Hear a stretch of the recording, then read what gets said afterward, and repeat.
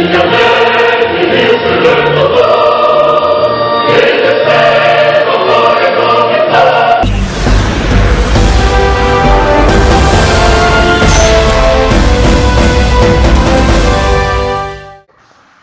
vous rendez compte?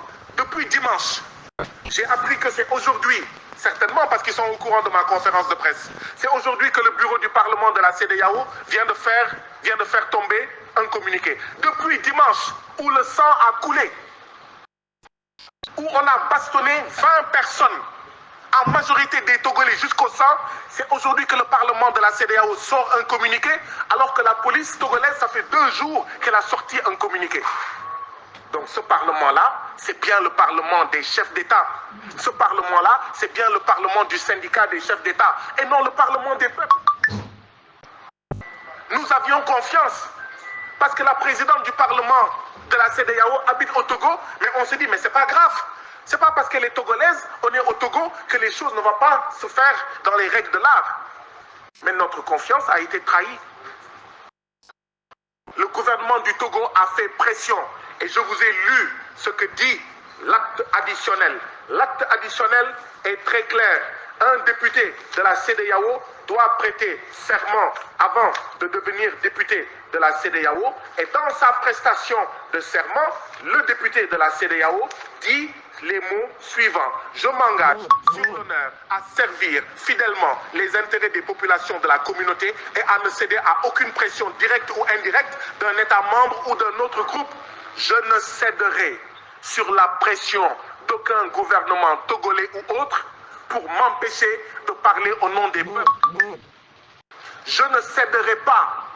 Je ne céderai à aucune pression. Je parlerai au nom de tous les peuples. Si je ne sais pas, je ne sais pas. Mais si je sais, une fois qu'un peuple m'a dit, voilà ce que je vis, aucune pression ne m'empêchera de le dire. Aucune pression de tout gouvernement au niveau de la CEDEAO ne m'empêchera de rencontrer ceux que je représente et qui habitent en Côte d'Ivoire, au Ghana, au Nigeria, etc. La question maintenant est celle-ci. Est-ce que la CEDEAO va protéger les députés de la CEDEAO? Parce que finalement, être député de la CEDEAO est dangereux. Attention, il y a députés de la CEDEAO, il y a mangeurs de la CEDEAO.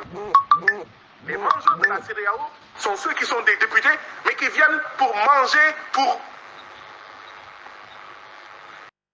Quand on était à Lomé, le samedi, le vendredi soir, le président de l'Assemblée nationale du Togo a rencontré les députés du Parlement de la CEDEAO. Il les a invités à dîner. Moi, je ne suis pas parti. Et je l'ai dit au bureau du Parlement de la CEDEAO, je leur ai dit, je ne suis pas intéressé à rencontrer le président de l'Assemblée nationale du Togo. Ce qui m'intéresse, c'est de rencontrer les Togolais. Savez-vous que chaque fois que le Parlement de la CEDEAO se réunit quelque part, le dernier jour, c'est pour dîner ou excursion. Je leur ai dit, moi, je n'irai pas à l'excursion, ça ne m'intéresse pas. Ce qui m'intéresse, moi, c'est de faire une excursion avec le peuple togolais pour savoir ce qu'il vit, pour comprendre ce qu'il vit, pour entendre ses aspirations, pour entendre ses préoccupations, afin que je sois, moi, la caisse de résonance du peuple du Togo, du peuple de Gambie, du peuple ivoirien, nigérien, libérien, Sierra Leone, au niveau du Parlement de la CEDEAO.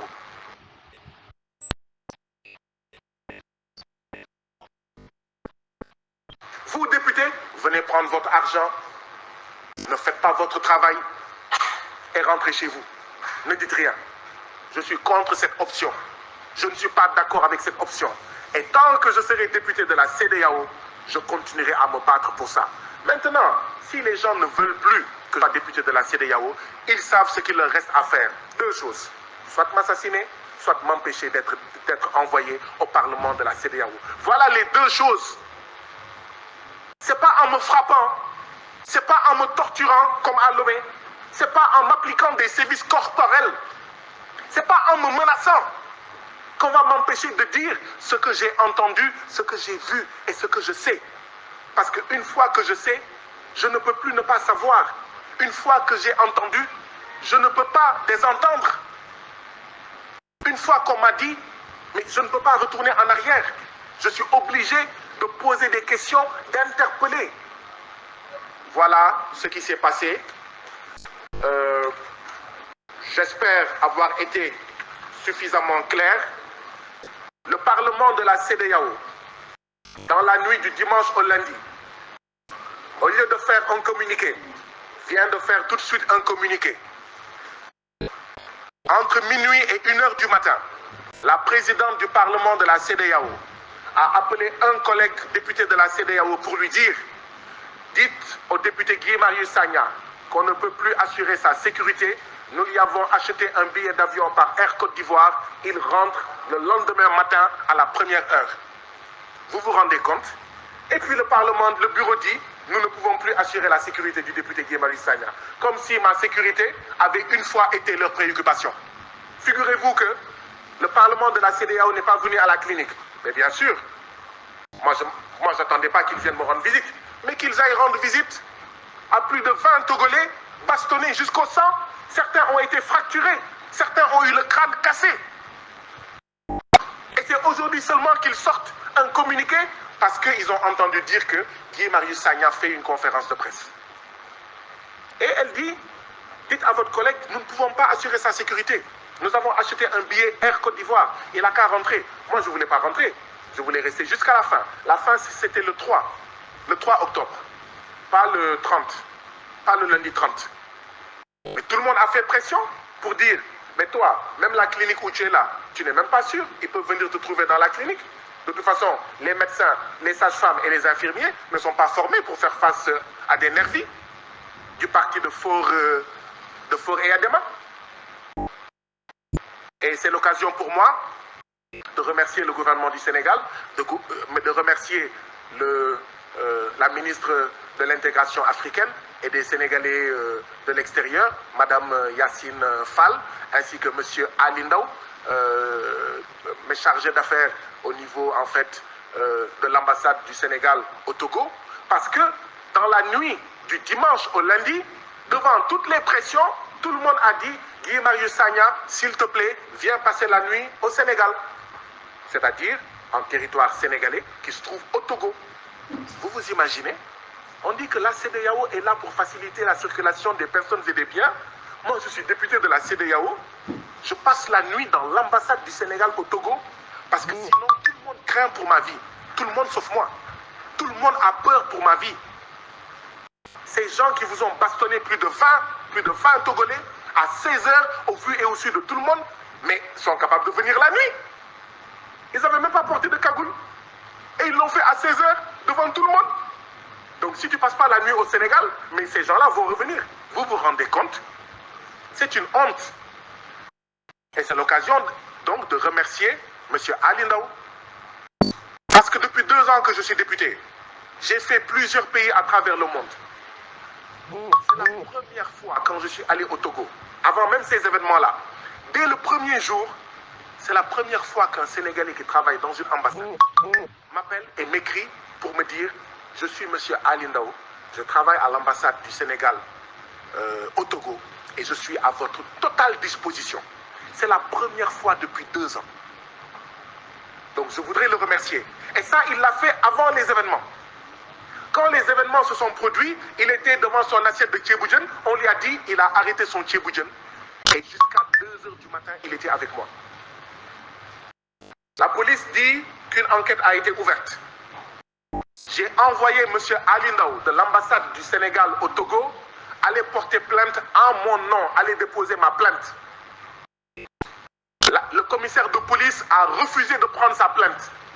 Donc, que vaut le communiqué de la police togolaise? Je lui ai dit, va déposer. Parce que là, quand même, tu es togolais, boum, ils m'ont eu, hein. Ils m'ont eu. Oui, je suis togolais, boum. Tu es togolais, boum. Oui, je suis togolais, boum. Ils m'ont vraiment eu. J'avais des problèmes pour marcher. J'ai mal partout. J'ai dit, Ali Ndao, Monsieur Ali Ndao, s'il vous plaît, allez déposer ma plainte en mon nom. Il est allé au commissariat. Le commissaire de police a refusé. Donc tout a été planifié. C'est clair comme de l'eau de roche. Il n'y a que ceux qui refusent de comprendre. Voilà ce que vit le peuple togolais. Donc des citoyens togolais sont bastonnés, ils vont déposer plainte, on ne prend pas leur plainte, ou quand on prend la plainte, ça ne sert à rien. La gendarmerie était là-bas, elle est partie. Elle est partie pour laisser leurs collègues en civil faire le sale boulot. Donc merci au gouvernement du Sénégal, merci à Madame le ministre de l'Intégration africaine et sénégalais de l'extérieur, qui m'a extirpé, qui m'a amené à l'ambassade du Sénégal, à la résidence de l'ambassade du Sénégal au Togo, qui m'a conduit à l'aéroport et qui a dit, si je dois prendre Air Côte d'Ivoire et que j'arrive à Abidjan, les diplomates sénégalais à Abidjan seront avec toi à l'aéroport jusqu'à ce que tu partes parce qu'on veillera sur ta sécurité. Et j'ai eu à parler avec Madame Yacine Fall au téléphone. Elle m'a dit ce qu'a fait M. Ali Ndao est extrêmement important et nous l'en remercions. C'est la nouvelle politique des nouvelles autorités. Le nouveau gouvernement a décidé que chaque fois qu'un Sénégalais, même quand il a tort, partout à travers le monde, les diplomates doivent être à son chevet. Beaucoup d'entre nous envient certains citoyens de la planète qui, quand ils ont des problèmes, même ici, vous voyez leur ambassade venir avec force. Et vous dites, mais voilà un pays qui aime ses citoyens. Eh bien, j'encourage Madame le ministre et son gouvernement par rapport à la nouvelle politique du gouvernement à être aux côtés de tous les citoyens sénégalais, même quand ils ont violé la loi, là où ils se trouvent sur la planète Terre, à les assister jusqu'au bout. Parce que le carburant de l'ambassade, c'est les deniers publics, c'est les taxes et les impôts des citoyens sénégalais. Les salaires des diplomates, c'est les taxes et les impôts des citoyens sénégalais. Donc merci Madame la Ministre, et bon courage et bonne continuation. Monsieur Ali Ndao, merci beaucoup pour tout. Je voudrais aussi remercier, je voudrais aussi clarifier une chose. Quand nous avons été bastonnés jusqu'au sang, torturés jusqu'au sang, parce que c'est de torture dont il s'agit. D'accord? Nous avons été torturés.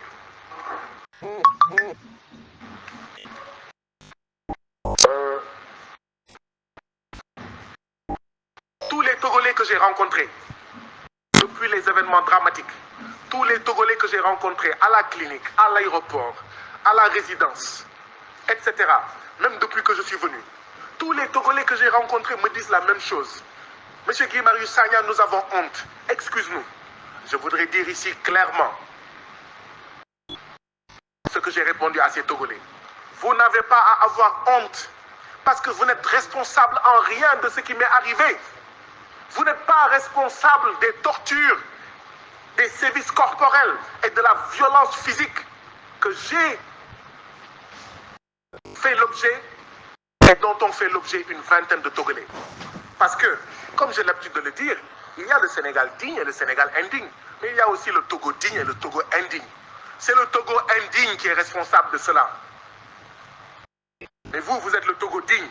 Vous n'avez pas à avoir honte, à noircir ou à rougir du fait que le parti au pouvoir, le régime, le gouvernement a planifié une torture de plus d'une vingtaine d'Ouest-Africains parce qu'ils avaient commis un seul crime, celui de dynamiser le Parlement de la CEDEAO, celui de donner corps à l'expression CEDEAO des peuples.